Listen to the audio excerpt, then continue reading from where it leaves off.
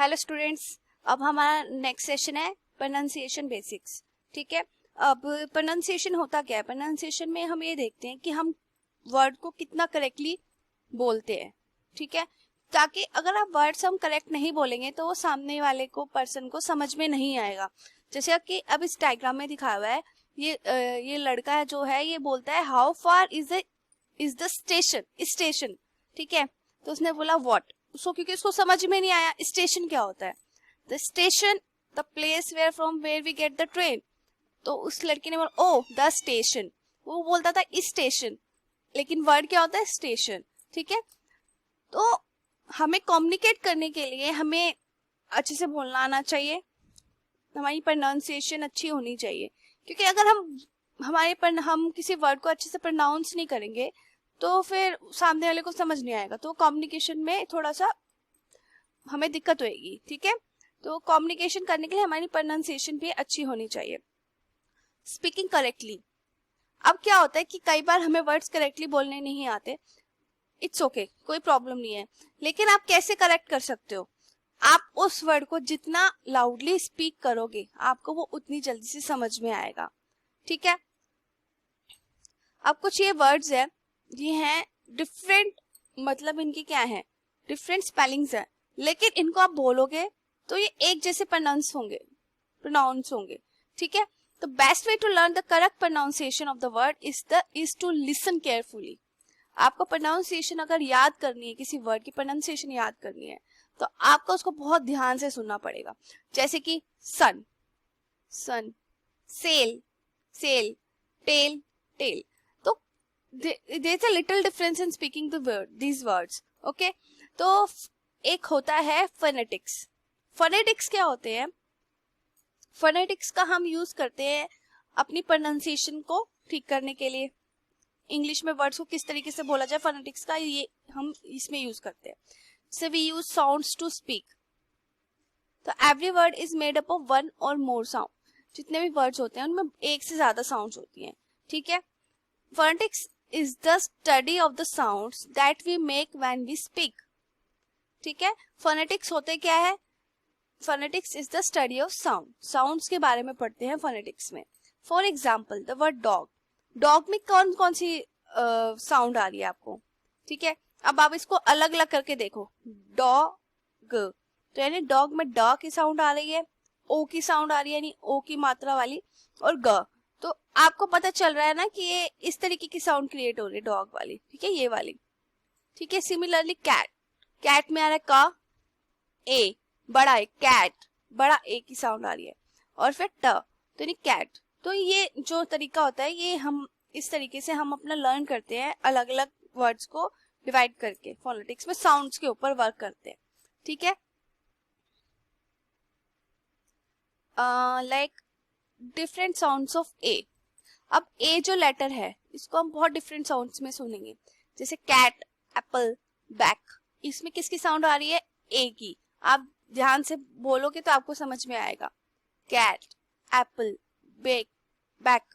ठीक है, जैसे देखो यहाँ पे लिखा हुआ है हिंदी में भी। नेक्स्ट है, अब देखो ए की साउंड आ में आ रही है, कार, फास्ट, पार्क। आ की साउंड आ रही है, कार, फास्ट, पार्क। ठीक है, और ये आ विद जो हमारा आ इंग्लिश वाला आ होता है, जैसे कॉल, बॉल, सॉ। तो इसमें आपको देखो आ की साउंड आ रही है विद चंद्र बिंदु, विदाउट डॉट। ओके, तो pay attention to the sound of each word while listening. आपको ध्यान से सुनना है हर एक वर्ड को। You will be able to pronounce it clearly. आप बहुत अच्छे से प्रोनाउंस कर पाओगे उन वर्ड्स को अगर आप बहुत अच्छे से सुनोगे। ठीक है, अब टाइप्स ऑफ साउंड कौन कौन सी होती है? पहली होती है वोवल और एक होती है कॉन्सोनेंट। ये आप लोगों ने दोनों सुनी होगी, एक वोवल और एक कॉन्सोनेंट। एक होते हैं डिफ्थोंग्स। डिफ्थोंग्स क्या होती है? जो दो वोवल्स के कंबाइन से बनती है। ठीक है, इसके अंदर आप दो वोवल्स भी हो सकते हैं, एक वोवल हो सकता है, कोई और वोवल भी हो सकता है, यानी सेम वोवल्स भी हो सकते हैं, अलग अलग भी हो सकते हैं। ठीक है, तो ये इसके अंदर कॉम्बिनेशन होता है, उसको बोलते हैं डिफ्थोंग्स। ठीक है, डिप्थोंग्स। तो वोवल्स क्या होते हैं? ए, ई, आई, ओ, यू सबको पता है, बट 12 वोवल साउंड्स होती हैं। वोवल्स 5 होते हैं लेकिन साउंड्स कितनी होती है, 12 होती है. This means most of the vowel can be pronounced in different ways. Means जो वोवल्स होते हैं हम उनको भी डिफरेंट साउंड्स में प्रोड्यूस कर सकते हैं. जैसे कि अभी हमने ऊपर ए देखा था, ठीक है, ए को हमने 3 तरीके से प्रोनाउंस किया था. We make a vowel sound when we read a vowel in a word. Vowel sound कब बनती है, जब आपके जो वर्ड है उसके अंदर क्या होगा, वोवल होगा. ठीक है, we pronounce the letter I in the word bit by using a vowel sound. Bit, E, ठीक है, आई की इसमें कैसी साउंड आ रही है, ई की साउंड आ रही है, bit. दिफ्थोंग, we make a diphthong sound when we combine two vowels. diphthong sounds कब होते हैं, जब दो vowels मिलते हैं. diphthong starts as one vowel sound and go to the another. means एक vowel से start होता है और दूसरे vowel पे जाता है. like for example the sound ou in the word house is a diphthong or a combination. ठीक है, diphthong means combination of two vowels. जैसे हाउस में ओ और यू आ रहा है, पहले ओ से स्टार्ट करते हैं फिर यू पे जाते हैं, जैसे हाउस. ठीक है, consonants. A consonant sound is any sound that is neither a vowel nor a diphthong sound. Consonant sounds वो होती हैं जो ना तो वो वोवल होंगी ना वो डिफ्थोंग्स होंगी, साउंड्स होंगी. For example we use consonant sound to say the letters P and T in the word pot. In Hindi is pot. ठीक है, आप जैसे say the word bit aloud and listen to how you are saying the vowel sound. ठीक है, आप बोल के देखो तो इसमें आपको आई की कैसे साउंड होंगे, आप बोल के देखो कि आपको पता लग जाएगा. ठीक है, सिमिलरली आप इन सब वर्ड्स को बोल के देखना और आपको पता लगेगा कि आप कॉन्सोनेंट को कैसे बोल रहे हो और वोवल्स को कैसे बोल रहे हो. अब यहाँ पर कुछ और एग्जांपल्स हैं वोवल साउंड्स के, जैसे कि डबल ई, स्लीप यानी बड़ी ई की मात्रा. ठीक है, शॉर्ट आई, डबल ई आता है तो बड़ी की मात्रा की साउंड होता है, स्लीप, कीप, फील. तो आपको इसमें साउंड जो है वो थोड़ी लंबी भी हो जाती है डबल ई की वजह से. ठीक है, एक आता है आई, आई स्लिप, डिप, फिल यानी छोटी की मात्रा. अब short you, book, put, foot, यानी इसमें छोटे यू की मात्रा आ रही है. ठीक है, अब लॉन्ग यू कैसे होता है, वूट, ग्रुप, टू. आपको इसके अंदर क्या होगा कि लंबे डबल ओ या फिर दो ओ की जैसे वो होंगी, फीलिंग होगी, जैसे बूट, बूट में डबल ओ है. ग्रुप, ग्रुप में भी आपका ओ जो है वो लंबा गया है. ठीक है, टू, इसमें भी आपका बहुत लंबा साउंड गया है. जैसे अब इसमें तो बुक, बुक तो हम नहीं बोलते, हम बोलते बुक, पुट और फुट ऐसे बोलते हैं. ठीक है, अब जैसे ई ए साउंड, ई ए में देखो क्या आता है, एक तो छोटी की मात्रा आती है और एक आ की मात्रा है. ई आ, ई मतलब छोटी की मात्रा और आ. ठीक है, नियर, ठीक है, डियर, हियर. तो इसमें छोटा हमें साउंड महसूस हो रहा है तो इसलिए हमने ई की मात्रा छोटी है.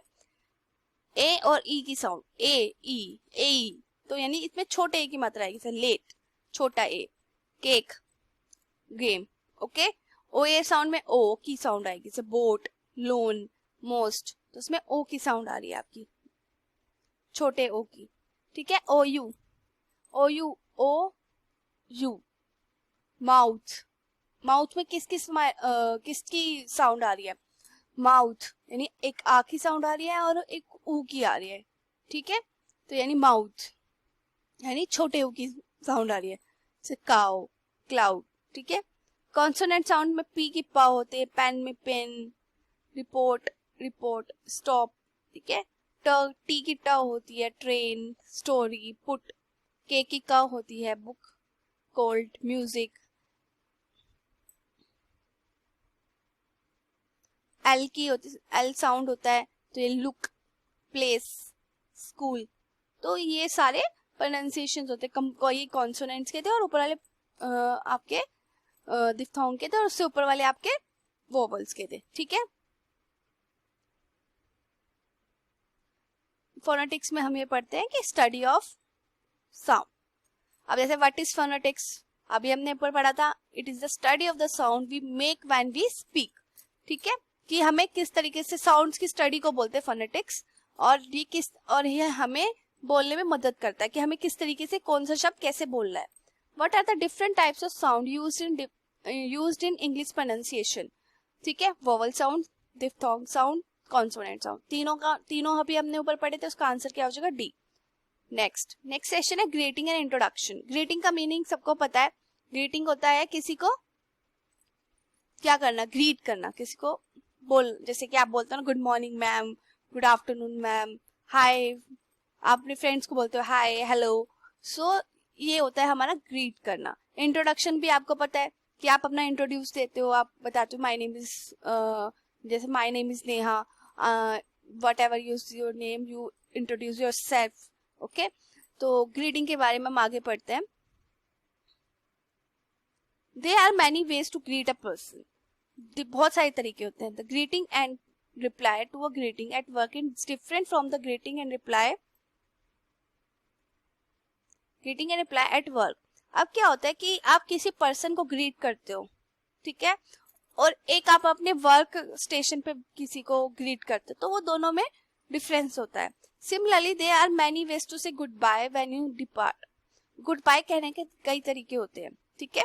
The greeting changes depending upon who we are talking to and even according to the time of the day.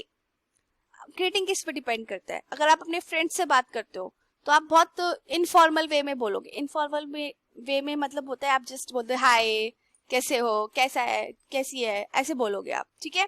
लेकिन अगर आप किसी को फॉर्मल यानी अपने सीनियर को या अपनी टीचर को या अपनी प्रिंसिपल मैम को बोलते हो तो आप कैसे बोलोगे?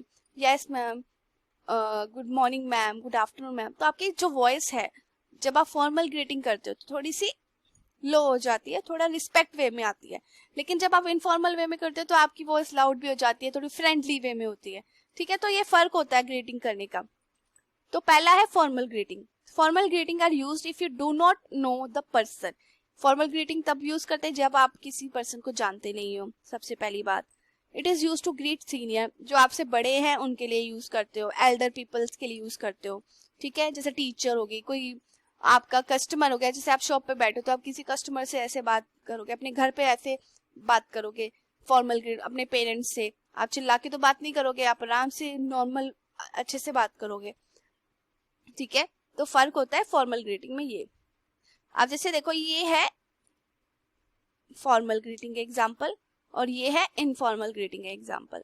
Hello, good morning, good afternoon, good evening, ये आपके फॉर्मल ग्रीटिंग होते हैं। अब informal greeting, hi, hey, what's up, what's going on, तो ये आते हैं आपके इनफॉर्मल ग्रीटिंग, ठीक है।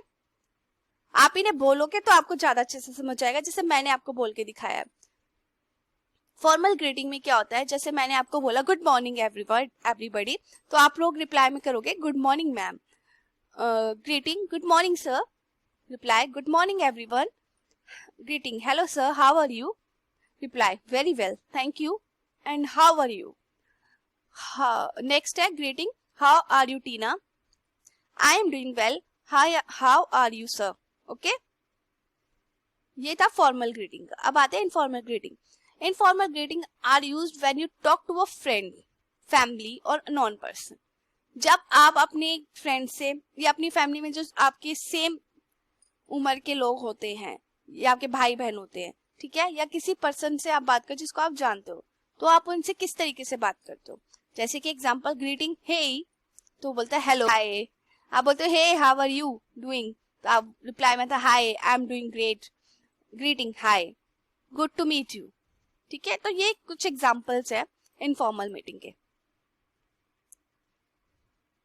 अब आता है greeting according to time, from early morning to 11:59 AM।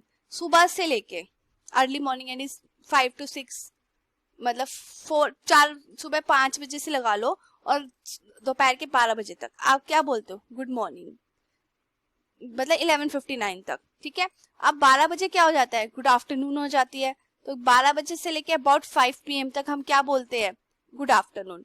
और 5 बजे से लेके मिडनाइट तक क्या बोलते हैं, गुड इवनिंग, ठीक है। Introducing yourself and others. जब आपसे इंट्रोडक्शन पूछा जाता है तो आप लोग क्या बताते हो, अपना नाम बताते हो, I am Raman, I am Rahul from Agra. एक इसने बोला my name is Tina, I M in class 8th, I am Anu, I like cricket. तो ये सारी चीजें होती है अपने इंट्रोडक्शन के अंदर आती है, ठीक है। इंट्रोडक्शन में बताते हैं name, place, where we live, in which class we study, what आप अपनी हॉबीज के बारे में, डिसलाइक्स के बारे में, लाइक्स के बारे में बताते हो। तो इंट्रोडक्शन में हम ये सारी चीजें बताते हैं, ठीक है। तो हमें क्या क्या चीजें याद रखनी है कि हमें अपने इंट्रोडक्शन की तरफ क्या, जब हमें अपना इंट्रोडक्शन देना होता है तो हम क्या क्या चीजें ध्यान में रखें। हमें ये चीजें ध्यान में रखनी है जैसे कि हमें अपना नाम बताना है, हम कौन सी क्लास में पढ़ते हैं, और हम क्या हमारी हॉबीज क्या हैं, हम क्या चीजें पसंद करते हैं, क्या चीजें हम पसंद नहीं करते हैं, यानी लाइक्स डिसलाइक्स, हमारी स्ट्रेंथ क्या है, हमारी वीकनेसेस क्या है। आप ये सब चीजें किस में बताते हैं? अपने इंट्रोडक्शन में, ठीक है। अभी कुछ एमसीक्यूज हैं। यू से good morning when it is dash. Good morning कब बोलते हो? 11 बजे AM, 8 AM, 9 AM, तीनों टाइम पे बोलते हो। तो डी में क्या ऑप्शन है? A, B और C, तो यानी तीनों ऑप्शन सही है, तो हम कौन सा ऑप्शन लगाएंगे? डी, ठीक है। इफ यू से हाई व्हेन यू मीट, आप किसी को हाई करते हो तो आप किसको हाई करोगे? अपने फ्रेंड्स को करोगे, your friends at the shop, ठीक है।